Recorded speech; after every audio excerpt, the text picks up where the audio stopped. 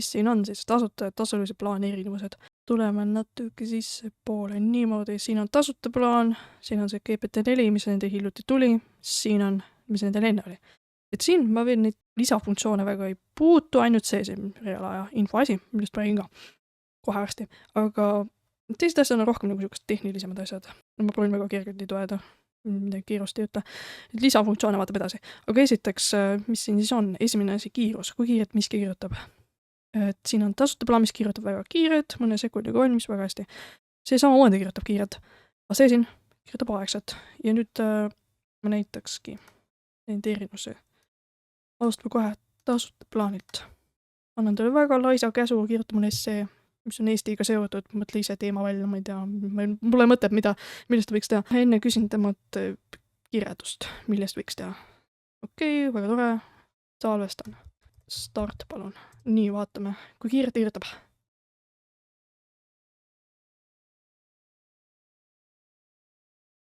No näed, sa sprindib küll. Igatahes, kui sa esseesid teed ära niimoodi kirjuta, sest see on teega, saad aru, et see on teisiti tehtud. Siin oleks vaja rohkem lisakonteksti panna, ma praegu lihtsalt kiiruga näitan. Nii, võtame nüüd selle GPT-4. Mis nendel enne oli tasuline plaan. Siin on see teema ja nüüd mõtle kirjuta essee teemal. Sama teema. Nii, vaata nüüd selle kiirust.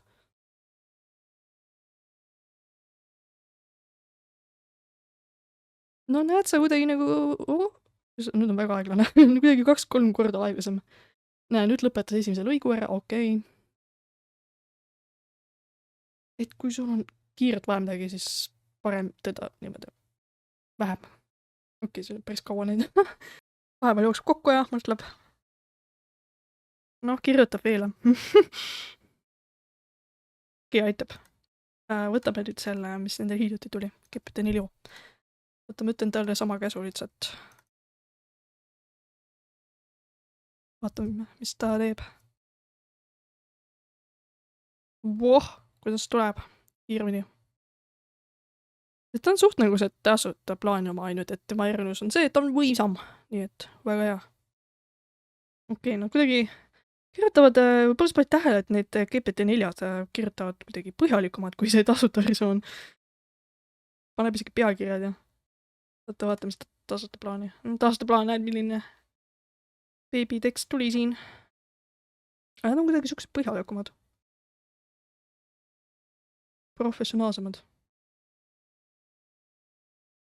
See tasuta plaan kogu aeg paneb lõppu kokkuvõtteks võib öelda, paneb seda kogu aeg siia lõppu. Aga need teised, kas need tegid seda? Ei teinud. Ilusti lõpetavad. Loogiliselt. Okei, ma näitasin sulle natuke nende võimsuskahjud. Teine asi, limiit. Palju saad kirjutada. Tasuta plaanil ei ole mingit limiit, kirjuta palju tahad, kirjuta terve päev. Kirjuta 24 tundi päevas. Aga GPT-4-l on 80 sõnumit 3 tunni jooksul. Siis ta nagu okei, aitab küll minna tasuta plaanile, kirjuta seal edasi. Ja GPT-4 peal on 50 sõnumit 3 tunni jooksul. Ma ütlen kohe sulle ära, et ma ei garanteeri, kui sa seda videot vaatad, et need arvud on samasugused. Need pidevalt muutuvad, ma ei tea, miks nad kogu aeg muudavad. Vahepeal on 100, on 50. Aga kui sul on see tiimi versioon, siis seal on 2 korda rohkem. Ja mis asi see tokeni jutt siin on? Tegelikult korrata. Ma siin küsisin temalt, et saad paremini aru. Token on siukene nagu ühik, kuidas palju nad saavad sulle mingit teksti anda lihtsalt. Palju sa saad anda, palju nad saavad anda, jah. Et ma küsisingi, palju üks token on tähtede osas siis. Mulle meeldib, kuidas ta oli nagu okei, sa tahad ChatGPT sõna. Et näiteks ChatGPT sõna ise on 2 tokenit. Ja siis ta ütles siin ka täpsemalt, et üks token on umbes 0,75 sõna. Ehk siis 8000 tokenid on umbes 3000 sõna. Ja nagu sa näed, see tasuta plaan ikka õudselt väike. Ehk siis mida see tähendab, et kui sa näiteks lobisid temaga ühe vestluse sees ja sul saab kogu vestluse jooksul see arv täidetud, siis ta hakkab unustama, millest sa rääkisid. Siis 2 asja, mida sa saad teha.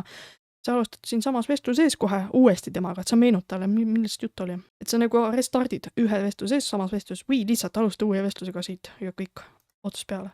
Ja siin on GPT-4 siis, millel on väga suur maht, väga suur. No ma küsin temalt lihtsalt matemaatika kohe. Arvuta mulle 16 korda rohkem, vot siis sulle GPT-4 peale on siis 32 000. aga need arvud siin on ka väga siuksed muutlikud. Kuule, kui sa vaatad seda videot, see on jälle muutunud, et ei saa sulle garanteerida, aga lihtsalt fakt on nüüd, või tähendab, et asi on selge, et tasuta plaan väga väike maht. Sellest piisab. Ja nüüd siin, mis siin on? Et mis andmed nad teavad üldse, mis ajast?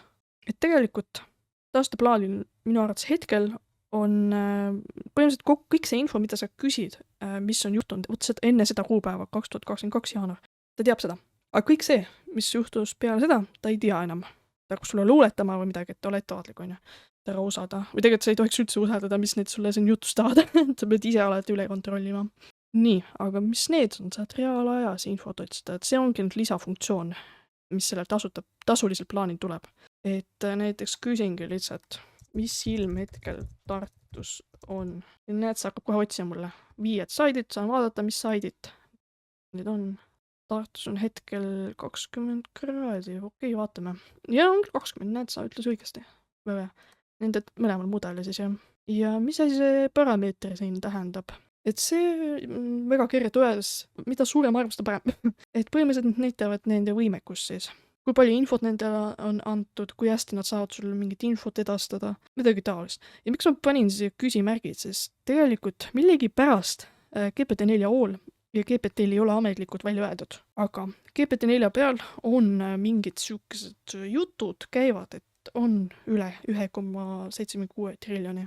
See on kuidagi kellegi poolt uuritud, ma ei saa ametlikult öelda, et nii on, ja kui sa neid kasutad, või noh, ma hakkan nüüd ise siin kasutama, sa näed nende erinevus küll, et see vastab siin kuidagi professionaalsemalt, et näiteks me tegime esseed, sa nägid, kuidagi teistsugune toon tuli.